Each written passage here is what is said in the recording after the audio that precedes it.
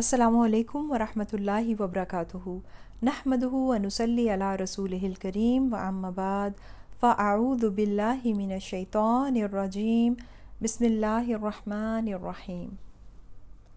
خوش نصیبی چاہیے، کامیابی چاہیے، سکون چاہیے، خوشحالی چاہیے، بیماریوں سے نجات چاہیے، گناہوں سے چھٹکارا چاہیے، دنیا و آخرت میں اللہ کی رضا و کامیابی چاہیے۔ تنگی سختی میں اگر آسانی چاہتے ہیں تو کثرت سے استغفار کریں، پھر زبان کو اللہ کے ذکر سے تر رکھیں۔ اللہ سبحانہ و تعالی ہماری ہر کمزوری کو قوت میں بدل دیں گے اور ہر مشکل کو آسانی میں بدل دیں گے۔ آج کا ہمارا ٹاپک استغفار ہے۔ صحابی رسول روایت کرتے ہیں کہ نبی محترم حضرت محمد صلی اللہ علیہ وآلہ وسلم نے فرمایا، حدیث پاک کا مفہوم ہے کہ اس کے لیے خوشخبری ہے جس نے اپنے نامہ اعمال میں استغفار کی کثرت دیکھی۔ حضرت حسن بصری رحمۃ اللہ علیہ مجلس میں بیٹھے ہوئے تھے، دوسرے لوگ بھی بیٹھے تھے۔ وقتاً فوقتاً لوگ مسائل لے کر حاضر ہو رہے تھے۔ کسی نے کہا کہ میرے پاس مال کی کمی ہے، کسی نے کہا میرے ہاں اولاد نہیں ہے، کسی نے کہا میرے پاس بیٹا نہیں، میری بیٹیاں ہی ہیں، کسی نے کہا میری فصل نہیں بن رہی، بارشیں نہیں ہو رہی۔ اس طرح کے سوالات کیے تو ہر ایک کے جواب میں حضرت حسن بصری رحمۃ اللہ علیہ نے یہی جواب دیا کہ کثرت سے استغفار کیا کرو۔ جب وہ سائل ایک ایک کر کے جواب لے کر رخصت ہو گئے تو مجلس میں بیٹھے ہوئے اشخاص نے کہا، حضرت آپ نے ہر سوال کے بدلے میں ایک ہی جواب دیا۔ تو انہوں نے کہا، کیا تم لوگ قرآن نہیں پڑھتے؟ کیا تم لوگوں نے سورہ نوح کی تلاوت نہیں کی کہ کیا اللہ سبحانہ وتعالیٰ نے فرمایا ہے، اگر استغفار کرو گے، بخشش مانگو گے تو باغات کا مالک بنا دوں گا، نہریں جاری کر دوں گا، اولاد کی نعمت عطا کروں گا، مال عطا کروں گا، بیٹے عطا کروں گا، موسلا دھار بارش برساؤں گا۔ تو جو شخص استغفار کو اپنے اوپر لازم کر لے تو اللہ سبحانہ و تعالیٰ اس کے لیے ہر تنگی سے نکلنے کا راستہ نکال دیتا ہے اور ہر غم و پریشانی سے اسے نجات دیتا ہے اور ایسی جگہ سے رزق عطا کرتا ہے جس کا اس کو گمان بھی نہیں ہوتا۔ امام احمد بن حنبل رحمۃ اللہ علیہ ایک دن گھر سے نکلے تو مسجد لیٹ پہنچے۔ کہا کہ تھوڑا آرام کا موقع دے دیجئے، تو اس پر مسجد والوں نے انکار کر دیا کہ یہاں پر نہ تو کوئی سو سکتا ہے اور نہ ہی کوئی انتظار کر سکتا ہے۔ اتنی دیر میں ایک نان بائی کا وہاں سے گزر ہوا، اس نے یہ ماجرا دیکھا تو اس نے امام احمد بن حنبل رحمۃ اللہ علیہ کو اپنا مہمان بننے کا کہا اور گھر لے گیا۔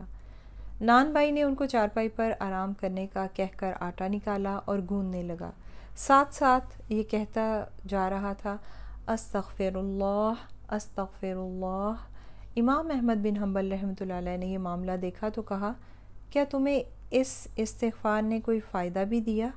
نان بائی نے کہا، میں فقیر آدمی تھا، جب سے استغفار شروع کیا ہے مال سنبھالا نہیں جا رہا، اور جب سے استغفار کر رہا ہوں ہو یہ رہا ہے کہ جو خواہش کرتا ہوں اللہ سبحانہ و تعالیٰ پوری کرتا چلا جاتا ہے، سوائے ایک خواہش کا جس کا میں منتظر ہوں۔ امام صاحب نے فرمایا، وہ کون سی خواہش ہے؟ تو اس نے کہا، سنا ہے کہ اللہ کا ایک بڑا ہی نیک بندہ ہے، اس کا نام احمد بن حنبل ہے، اللہ سے دعا کی ہے، بڑی خواہش ہے کہ اس سے ملاقات ہو جائے۔ تو امام احمد بن حنبل رحمۃ اللہ علیہ نے کہا، ارے وہ تو میں ہی ہوں، آج میں گھر سے نکلا، شاید اسی لیے لیٹ ہوا کہ اللہ نے تیرے ساتھ ملاقات کروانی لکھی تھی۔ استغفار پڑھنا ہر مشکل سے نکلنے کا وظیفہ ہے، دنیا کی نعمتوں کو حاصل کرنے کا ذریعہ بھی ہے اور آخرت کی بھلائی کا ذریعہ بھی ہے۔ کثرت سے استغفار کرنے سے انسان کے گناہ دھل جاتے ہیں، دور ہو جاتے ہیں۔ حدیث پاک کا مفہوم ہے کہ جب کوئی مومن گناہ کرتا ہے تو اس کے دل پر ایک داغ لگ جاتا ہے، بلیک ڈاٹ، کالا نقطہ لگ جاتا ہے۔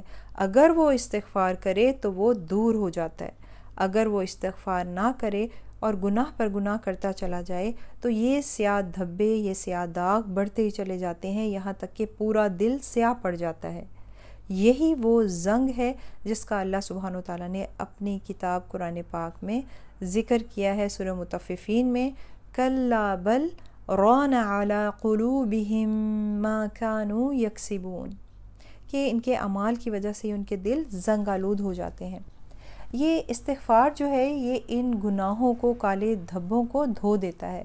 استغفار صرف گناہوں کو ہی دھوتا نہیں ہے، بلکہ استغفار کا ایک فائدہ یہ بھی ہے کہ یہ آپ کی نیکیوں کی حفاظت کرتا ہے اور آپ کی نیکیاں محفوظ ہو جاتی ہیں۔ کیا نیکیاں غائب بھی ہوتی ہیں؟ ہاتھ سے نکل بھی سکتی ہیں؟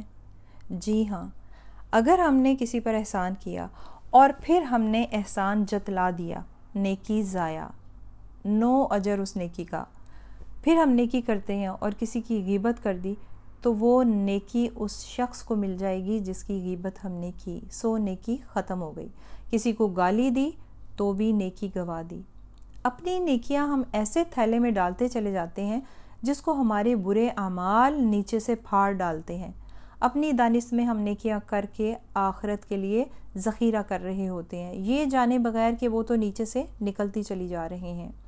تو اس وقت کثرت سے کیا گیا استغفار ہمارے اس پھٹے ہوئے تھیلے کو سی دیتا ہے اور ہماری نیکیاں گرنے سے محفوظ ہو جاتی ہیں۔ یہ استغفار ہماری نیکیوں کو گرنے سے محفوظ کر دیتا ہے۔ جیسے ہم اپنے لحاف، بستر، بہترین گرم بیڈ شیٹس جو ہیں سردیاں ختم ہونے پر گرمیوں میں پیٹیوں میں یا ایک خاص جگہ پر ڈالتے ہیں اور ساتھ میں فینائل کی گولیاں ڈال دیتے ہیں ان کو محفوظ کرنے کے لیے، تاکہ ان کو کیڑا نہ لگ جائے، بدبو پیدا نہ ہو جائے، خراب نہ ہو جائیں وہ۔ تو بالکل استغفار بھی یہی کام کرتا ہے، نیکیوں کو محفوظ کرنے میں، پلس گناہ بھی دھل جاتے ہیں۔ صحابی رسول روایت کرتے ہیں، رسول اللہ صلی اللہ علیہ وآلہ وسلم نے فرمایا، مفہوم ہے جس کا کہ اس کے لیے خوشخبری ہے جس نے اپنے نامہ اعمال میں استغفار کی کثرت دیکھی۔ ہم کیا کر رہے ہوتے ہیں؟ ہم استغفار کی طرف توجہ نہیں دیتے، بلکہ تسبیحات کر لیتے ہیں، شکر ادا کر لیتے ہیں کہ یا اللہ تیرا شکر ہے اور بس، اور پھر یا کچھ نیکی کے کام اللہ کی توفیق سے کر لیتے ہیں۔ میں یہ نہیں کہتی کہ اس پر ثواب اور اجر نہیں ہے، بالکل ہے، بلکہ بتانا یہ چاہ رہی ہوں کہ استغفار کا اور تسبیحات، دیگر عبادات کا کام کیا ہے۔ یہ استغفار، تسبیحات، ذکر اذکار صرف ہماری آخرت نہیں بنا رہے ہوتے، بلکہ ہماری دنیا بھی بہتر کرتے چلے جاتے ہیں۔ ان کے اثرات آخرت پر ہی کیا، ہماری دنیا پر بھی مرتب ہو رہے ہوتے ہیں۔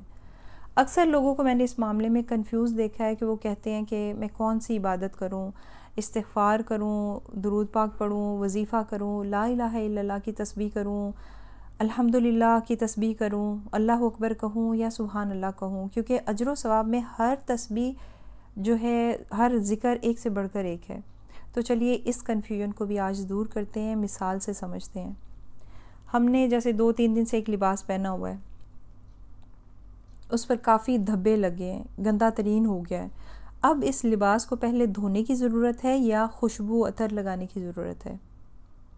چلیں اگر خوشبو لگا بھی لیتے ہیں تو تھوڑی دیر کے لیے اس لباس سے خوشبو آئے گی، لیکن اس کے بعد وہ بھی بدبو میں تبدیل ہو جائے گی۔ اس لباس کو پہلے دھونے کی ضرورت ہے، پھر دھلے لباس پر خوشبو لگانا چاہیے۔ تو آپ کی تسبیحات، ذکر اذکار، یہ سب خوشبوئیں ہیں۔ پہلے آپ اپنے لباس کی گندگی کو کثرت استغفار سے دھو کر پاک صاف کریں گے اور پھر خوشبو سے معطر کریں گے۔ تو جان لیجئے، پہلے استغفار کو زندگی میں شامل کیجئے، پھر جو دل چاہے عبادت کیجئے۔ دن کے ایک حصے میں استغفار کرتے رہیں اور پھر باقی جتنا بھی ٹائم جو دل چاہے درود پاک پڑھیں، تسبیحات کریں، اور گناہ بھی مٹا لیجئے، نیکیاں بھی محفوظ کر لیجئے، اور خوشبو سے خود کو معطر بھی رکھیے۔ یاد رکھیں، اللہ سبحانہ وتعالیٰ نے صبح کے کاموں میں برکت رکھی ہے۔ نبی محترم حضرت محمد صلی اللہ علیہ وآلہ وسلم نے اللہ کی بارگاہ میں دعا کی کہ اے اللہ میری امت کی صبح میں برکتیں ڈال دے۔ کتنے ہی خوش نصیب ہیں وہ لوگ جو صبح کام پر جاتے ہوئے یا کام کرتے ہوئے استغفار کرتے رہتے ہیں، جو سحری میں استغفار کرتے ہیں۔ اللہ سبحانہ وتعالیٰ سے دعا ہے کہ اللہ سبحانہ وتعالیٰ ہمارے اعمال کو قبول فرمائے اور ہمیں استغفار کثرت سے کرنے کی توفیق عطا فرمائے۔ آمین ثم آمین۔ نیکسٹ ویڈیو میں انشاءاللہ تعالی العزیز استغفار لفظی اور بامحاورہ ترجمے کے ساتھ آپ کو سکھایا جائے گا۔ جزاکم اللہ خیراً کثیراً۔ السلام علیکم ورحمۃ اللہ وبرکاتہ۔ سبحانک اللہم و بحمدک، اشہد ان لا الہ الا انت، استغفرک و اتوب الیک۔